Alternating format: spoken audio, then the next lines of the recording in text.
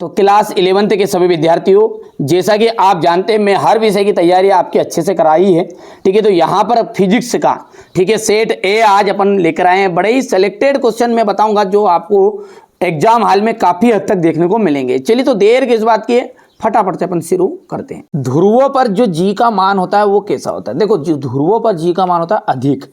Gas समीकरण PV बराबरी पे आरटी में वी क्या है? 1 मोल गैस का आयतन। जड़त्व का जो गुण होता है वो कैसा होता है? देखिए, जड़त्व का गुण इनमें से कोई भी नहीं होता है। वाट, वाट जो है ना शक्ति का मात्रक है, ठीक है। गुरुत्वीय नियतांक जी का विमीय सूत्र क्या है?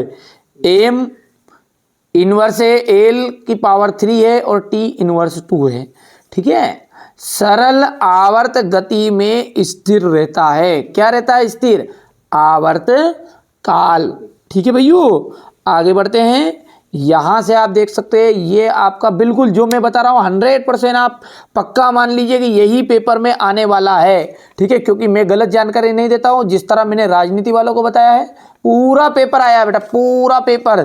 चाहे आपके आसपास कोई राजनीति वाला हो तो मिलान करवा लो वाली है ना, तो आपने दोस्तों के साथ शेयर कर देना। मैं जो बताऊंगा बिल्कुल ओरिजिनल चीजें ही बता रहा हूं, ठीक है। लेकिन शर्त यह है कि अलग अलग जिलों में, बेटा मैं शुरू में कह रहा हूं अलग अलग जिलों में अलग अलग तरह का पेपर आ रहे हैं। हो सकता है आप खंडवा जिले से हो, मुरैना से हो, ठीक है, रीवा से हो, कहीं से भी हो, ठीक है भैया। 4 पेपर आपको करने पड़ेंगे। ये 4 पेपर में ही पूरा एमपी बोर्ड में घूम रहा है, ठीक है। प्रति बल का मात्रा क्या है? न्यूटन बटा मीटर स्क्वायर। बिलियर्ड बॉल की गति द्विविमीय गति है।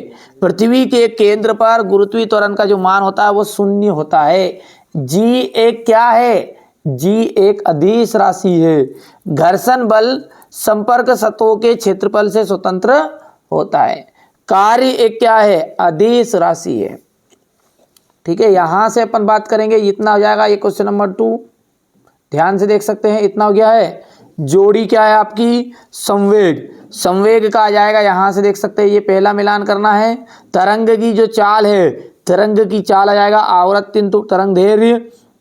कोणीय तरंग, कोणीय तरंग का आ जाएगा रेडियन इंटू सेकेंड स्क्वायर। घूर्णन त्रिज्या का आ जाएगा, यहां से देख लीजिएगा, ठीक है। गुरुत्वीय त्वरण, गुरुत्वीय त्वरण का आ जाएगा यहां से ये छठे इंटू वेग। हुक का नियम की सीमा लिखिए। हुक के नियम की सीमा क्या है आपकी?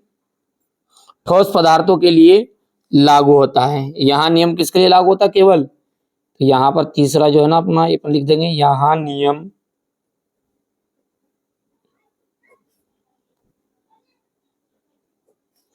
केवल ठोस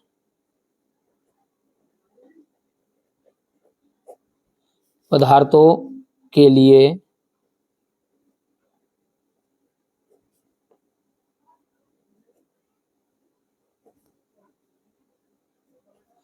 लागू होता है। हो गया इतना। इसके बाद में अपन आगे बढ़ेंगे तो यहां से देखेंगे प्रतिबल तथा दाब में क्या अंतर है। प्रतिबल तथा दाब में अंतर, अब इसका देख लीजिए। अगला है अपना प्रतिबल का एसआई मात्रक। हो गया इतना। इसके बाद में अपन देखेंगे सत्य और असत्य। देखो, सत्य सत्य क्या है बेटा? उष्मा तथा कार्य के विमीय सूत्र समान होते, तो ये आपका सत्य रहने वाला है। दूसरा सत्य, यहां से अपन बात करेगा समय बचाने के लिए भी कर रहा हूं, पांचों के पांचों ही सत्य रहने वाले हैं।